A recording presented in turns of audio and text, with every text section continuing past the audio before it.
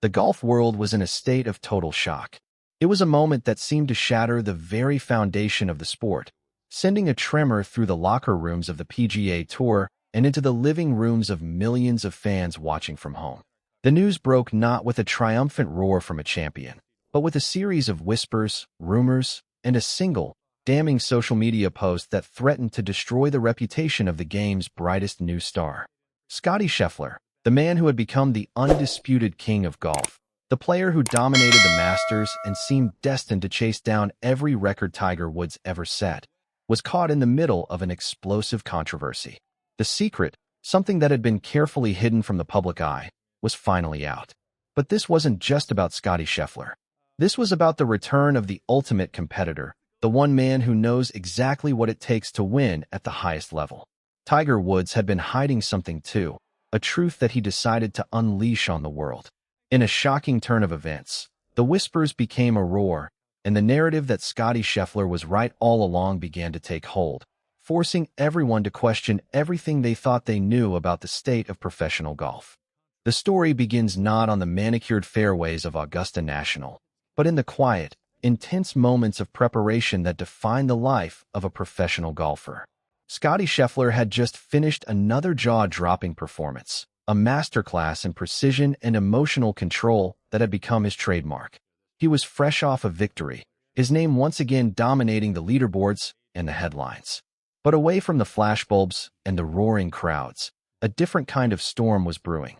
There was a quiet, simmering tension between Scottie Scheffler and his team. For months, observers had noticed a slight change in his demeanor. The easy-going smile, the humble Texan charm that had made him the most beloved figure in golf since the prime of Tiger Woods, seemed to be a little more forced. His routines on the practice green, once a model of zen-like focus, now seemed tinged with an edge of agitation. The secret, as it turns out, was a persistent and devastating physical ailment. It was a problem that many athletes face, a breakdown of the body that threatens to steal the very gift that makes them great. But for a player like Scottie Scheffler, a player whose game is built on the flawless replication of a swing that generates immense power, the issue was a ticking time bomb. He had been hiding it from the media, brushing off questions about his health with a wave of his hand and a denial so polite it was almost convincing. But the whispers from inside the ropes grew louder.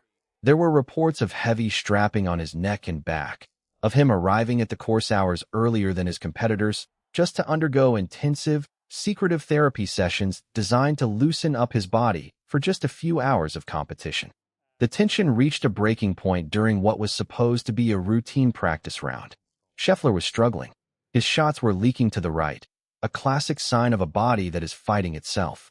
A frustrated exclamation, muted but unmistakable, was overheard by a journalist nearby. It was in that moment that the whispers began to take on a more sinister tone. People weren't just wondering if he was hurt. They were asking if he could be beaten. The era of Scottie Scheffler's total dominance, built on a foundation of relentless power and unshakable consistency, was beginning to show the first hairline cracks. Then came the moment that changed everything. It started with a tweet from a journalist who had been digging into the story, a cryptic post suggesting that a major player had been hiding a significant injury from the public to protect his legacy. The internet exploded with speculation. The rumor mill went into overdrive, pointing fingers at names from all around the world. But all arrows kept pointing back to the world number one. Tiger Woods, who has been noticeably absent from the public eye for weeks, surfaced with a single, loaded statement that sent shockwaves through the golf community. He didn't name Scheffler directly, but his words about the physical demands of the modern game and the toll it takes on a player, especially one who relies so heavily on a powerful swing, were seen by many as a direct commentary on his rival's situation. It was a shot across the bow, a sign that the legend was ready to enter the fray. The legend was hinting that a new, brutal reality was about to be unveiled. The background to this unfolding drama goes far deeper than a single illness or a single tournament. To understand what was really happening, you have to look at the immense pressure that comes with being the world's number one golfer in the modern era, a burden that Scottie Scheffler has carried with a grace that often hides the immense toll it takes. What most fans didn't see was the grind that existed away from the cameras. Scheffler had just demolished the field at the FedEx St. Jude Championship, winning by a staggering 8 shots. He looked untouchable, but within 48 hours of that victory, his body completely crashed. He came down with hand, foot, and mouth disease, a viral illness that is especially brutal for an adult, causing painful blisters on the hands, feet, and in the throat. It was a cruel twist of fate. The very hands that produced that flawless, powerful swing were now covered in blisters that made simply gripping a club feel like a painful ordeal. The timing could not have been worse. He was heading into the BMW Championship, the second leg of the FedEx Cup playoffs, with a chance to secure the top seed and make history. And standing in the way of that history, looming in the record books, was the ghost of Tiger Woods. For 26 years, Tiger Woods had held the record for the most career earnings on the PGA Tour. It was a testament to his unparalleled dominance, a number that seemed untouchable. But Scottie Scheffler's incredible run over the past few years had put him on the cusp of breaking it. He was just over $600,000 away from surpassing the legend. The narrative was perfectly set. A new king was about to officially dethrone the old one. But the physical toll of the chase was starting to show. This was not the first time Scheffler had battled through injury. At the 2024 Players' Championship, he played through a severe neck issue, needing on-course treatment between shots and admitting he could barely get the club back. He fought through it, showing the fight and heart that has become his trademark. It is a part of his stubbornness, a trait he openly admits is both a strength and a weakness. He does not withdraw. He does not give in. But the question that began to form in the minds of those watching closely was this: at what cost? The comparisons to Tiger Woods were everywhere. Legends like Nota Begay 3 pointed out their shared obsession with practice, the relentless drive to maintain greatness immediately after a victory. Scheffler himself acknowledged the mental strain of the tour, noting that playing more than 3 weeks in a row is extraordinarily difficult, a sentiment that echoes Woods' own careful approach to scheduling. The two champions were connected by an invisible thread of relentless ambition.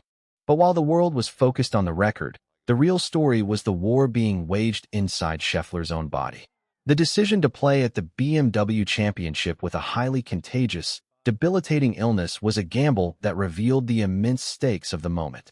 He was playing for history, playing to prove his toughness, and playing against an illness that threatened to expose his vulnerability to the entire world. The whispers that started in Chapter 1 were about to become a deafening roar as the golf world watched to see if the champion could survive his own determination. The BMW Championship at Bellerive Country Club was supposed to be the crowning moment of Scottie Scheffler's historic season.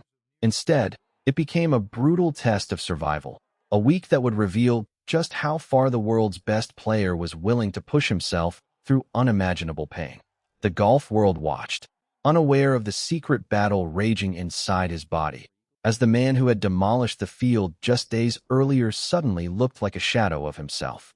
The symptoms hit Monday night, less than 24 hours after Scheffler had hoisted the trophy at the FedEx St. Jude Championship in Memphis. His body, pushed to its absolute limit in the scorching Tennessee heat, finally crashed. What followed was a full-blown case of hand, foot, and mouth disease, a viral infection that is particularly cruel for an adult. Painful blisters erupted on his hands, his feet, and inside his throat. The timing could not have been worse. Scheffler arrived in St. Louis with his hands covered in sores so painful that simply gripping a golf club became an agonizing ordeal. He admitted later that it was pretty painful to grip the club, and that he had to completely alter his workout and practice routines just to get through each day. His normal warm-up, a meticulous routine built around physical preparation and repetition, was scrapped entirely. He was prioritizing rest over practice, a concession that goes against every instinct in his competitive DNA. And yet, despite the searing pain, despite the advice from those around him to withdraw, Scottie Scheffler refused to quit. He stepped onto the first tee on Thursday and somehow willed his body through the opening round. The result was a 2 over par 72, his worst score since the U.S. Open in June. He skipped his usual post-round interviews, his voice hoarse and his body clearly struggling. To the outside world, it looked like a rare off week. In reality, it was a man fighting a war against his own body. The turning point came when a journalist spotted him walking off the course, his movements stiff and labored. The whispers that had started in the practice rounds were now becoming a full-blown rumor. Something was clearly wrong with Scottie Scheffler. The pressure was mounting, the questions were coming, and the secret he had been trying so desperately to hide was about to be exposed. A legend, someone intimately familiar with the weight of the world's expectations, would soon have his say, and the implications would echo far beyond St. Louis.